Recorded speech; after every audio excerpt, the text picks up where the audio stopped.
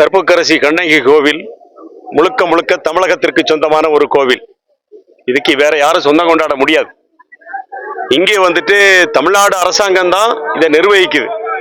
இந்து சமய அறநிலையத்துறை கட்டுப்பாட்டில் இருக்கா இல்லையாங்கிறத தாண்டி தேனி மாவட்ட நிர்வாகத்தினுடைய முழு கட்டுப்பாட்டில் இருக்கக்கூடிய இந்த கோயில்ல கேரள காவல்துறை கடந்த ஆண்டை போல இல்ல.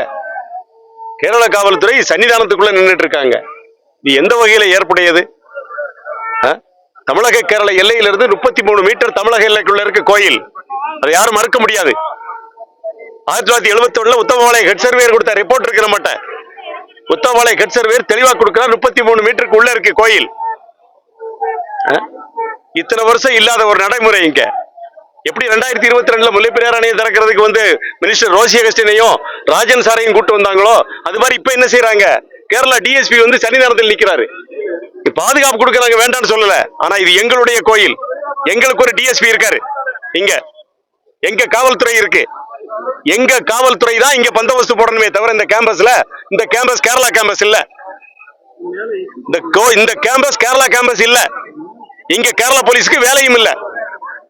கிழக்கு வாசல்லையும் சரி வடக்கு எந்த வாசல்லையும் கேரளா காவல்துறை நிக்க கூடாது. அதான் சட்டம். நீங்க இங்க நின்னுக்கிட்டு எங்களை பிடிச்சி தள்ளிக்கிட்டு அப்ப தமிழ்நாடு போலீஸ் இல்லையா? ஸ்காட்லாந்து யார்டுக்கு போலீஸுக்கு இணையான போலீஸ் எங்க தமிழ்நாடு போலீஸ். அவங்க பாத்துக்கிடுவாங்க. அதை விட்டுட்டு நீங்க இங்க நின்னுக்கிட்டு இழுத்து விடுறதும் அங்க போ இங்க போங்கிறதும் இது இந்த தமிழகத்தினுடைய இறையாண்மையை மீறுவது. அம்பேத்கர் சட்டத்தை எழுதும் ரொம்ப தெளிவா எழுதியிருக்காரு doctor Ambedkar. Every state has own sovereignty. எல்லா மாநிலங்களுக்கும் தனித்த இறையாண்மை இருக்குன்னு சொல்லியிருக்காரு. இந்த தமிழ்நாட்டுக்கு ஒரு இறையாண்மை இருக்கு. இந்த இறையாண்மையை கேரள காவல்துறை மதிக்க வேண்டும். அதான் கேட்கிறோம். நீங்க இங்க ஆதிக்கம் பண்றதை ஏற்றுக்கொள்ள முடியாது.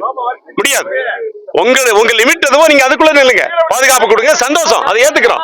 அதை விட்டுட்டு நீங்க தமிழ்நாட்டு எல்லைக்குள்ள நின்னுக்கிட்டு நாங்க வச்சிருக்கிறதே ஒரே ஒரு சாமி, இந்த சாமி எங்க சாமின்னு சொல்லி நீங்க டாமினேட் பண்றத ஏற்றுக்கொள்ள முடியாது. அடுத்த ஆண்டு என்ன செய்ய வேண்டும்? தேனி மாவட்ட நிர்வாகம் இதை ஒழுங்குபடுத்தணும், வரைமுறை செய்யணும். வரைமுறை செய்து இந்த வழிபாட்டுக்கு திறந்து விட்டால்தான் அது நமக்கான உரிமையை தவிர இதையும் விட்டு கொடுத்துட்டு எப்படி 1956 எவ்வளவு சதுரடி விட்டோம்? 14,000 சதுரடியை சதுர கிலோமீட்டர் விட்டு கொடுத்தோம். இன்னைக்கு அத மாதிரி இந்த கோயிலை விட்டு கொடுக்க நாங்க தயாரில்ல.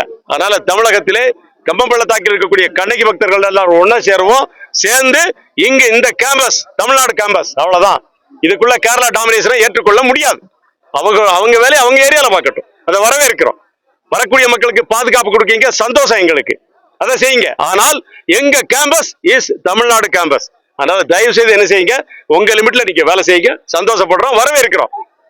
அதனால இந்த கோயிலில் கற்புக்கரசி கண்ணகி என்பவள் பச்சை தமிழச்சி அங்க நின்றுக்கிட்டு நீ அங்கோட்டு போடா இங்கோட்டு போடானா அதை கண்ணகியை ஏற்றுக்கொள்ள மாட்டான். தமிழக ஆட்சியாளர்களும் அரசியல்வாதிகளும் பயப்படுறது இந்த தெய்வத்துக்கு மட்டும்தான். அந்த தெய்வத்திட்ட நீங்க என்ன செய்யாதீங்க, தயவு செய்து வேலையை காமிக்காதீங்க.